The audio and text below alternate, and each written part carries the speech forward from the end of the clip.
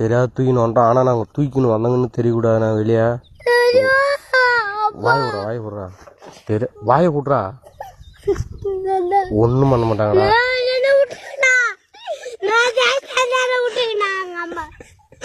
ஒன்றும் பண்ண மாட்டாங்கடா. காரில் எடுத்துன்னு போவாங்க.